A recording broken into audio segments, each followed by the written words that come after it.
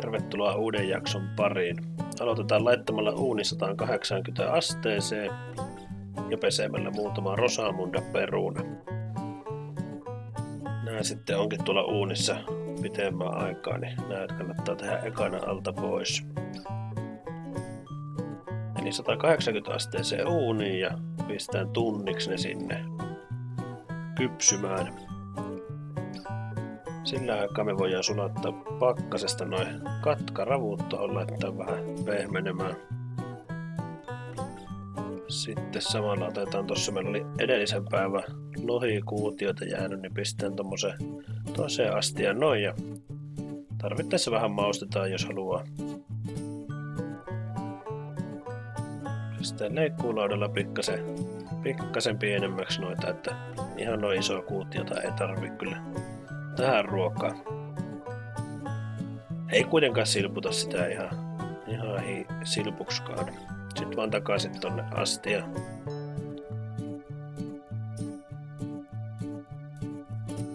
Sitten tehdään kastike, pistää sinne loraussoijakastiketta. Vähän sinappia. Olisiko noissa joku pari ruokalusikallista. Omenaviinietikkaa. Suunnilleen saman verran. Purkillinen ranskan kermaa. Ja sitten majoneesia suunnilleen saman verran kuin ranskan kermaa, eli pari desiä.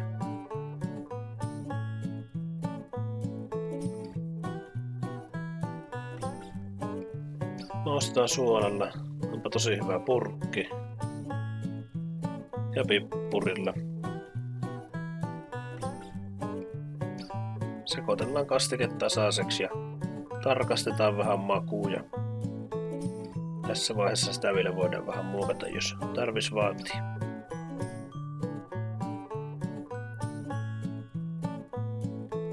Sitten tuoretta tilliä tosta, tommonen pieni nippu. Silputaan vähän hienommaksi. Käy toki kuivakin tilli, mutta ainahan tää tuore on vähän maukkaampi. Noita vähän pienitään vielä ja heitetään tonne sivuun ja sitten tässä samalla voidaan silputa pari kevätsipulia. Kaikki ne varsinen vaan. Ihan nuo kuivimmat osat tuolta varresta voi heittää toki pois. Ja voi korvata ihan normaalisipulillakin, mutta tää on vähän pehmeämmän makuinen.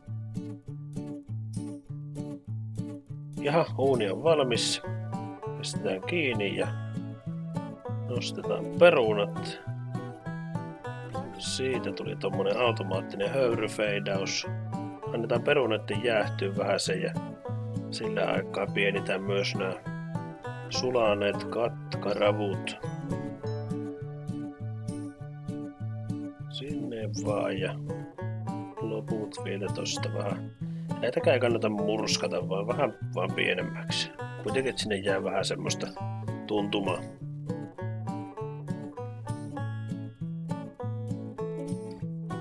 Tässä kohtaa, kun perunat ei vielä ole ihan jäähtyneet ja kylmäksi asti, niin otetaan ne käsittelyyn. Eli tommonen, että se on lämmin, mutta sitä pystyy kuitenkin käsittelemään, niin silloin se on sopiva. Sitten otetaan veitsi ja halkaistaan se tolleen pituussuunnassa. Varovasti halki, että se ei hajoa mistään ja siinä napataan astia viereen ja varovasti kaavitaan tai koverretaan toi peruna tuolta kuoresta irti. Vähän sinne saa jäädä sinne kuoreen, mutta otetaan valtaosa pois. Silleen, että toi kuori pysyisi ehjänä. Tää tehdään kaikille näille perunoille tää sama käsittely ja sitten kun ne tyhjät kuoret mitä jää, niin laitellaan takaisin tuohon uunipellille. Ne menee vähäksi aikaa nimittäin vielä uuniin.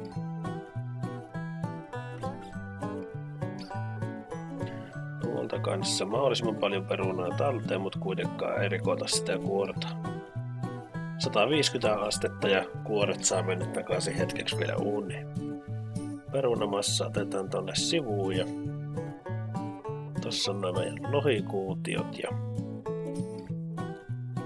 katkaravut on vähän pienemmäksi laitettuna kanssa ja tossa oli meidän yrtit.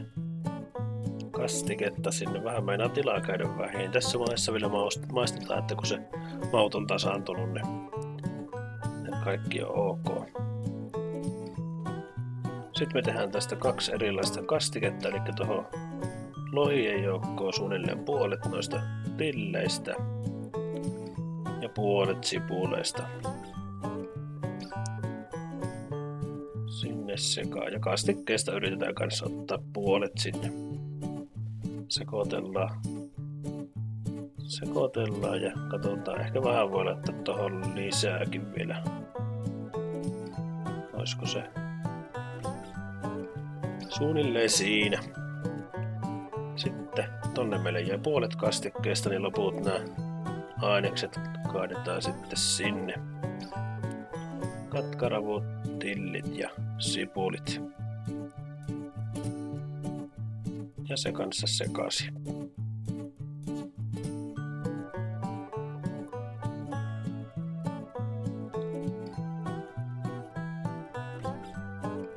Sitten me laitetaan tuo peruna maassa kanssa suunnilleen puoliksi ja kaadetaan tuo peruna tänne.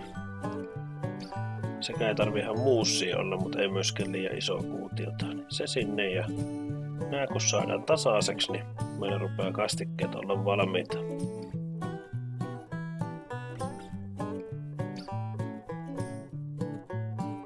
Näihin voisi käyttää jotain muitakin täytteitä kuin näitä, mutta näistä saa aika hyvät tällaiset meren eläväjutut. Sitten vähän esteettisemmälle lautaselle tuohon tarjolle nämä ja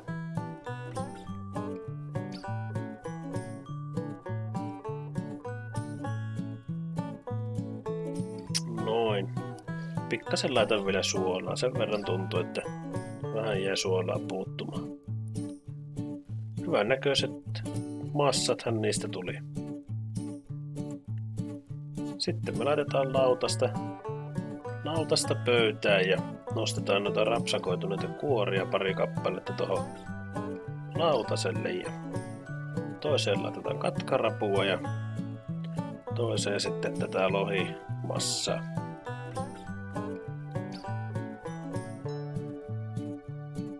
Vähän tilliä sinne koristeeksi vielä, niin tulee hyvän näköinen annos. Sitruunaslaissi vielä, niin siitä on sitten mukava puristella vähän sitruunamehua. Hyvän näköistä. Sitten jos ei halua nähdä näin paljon vaivaa tai tykkää noista perunankuorista, niin tämähän toimii vaikka paahtoleivän päällä tää samaa massaa. Esimerkiksi näin. Ei muuta kuin ääntä kohti ja kokeilemaan.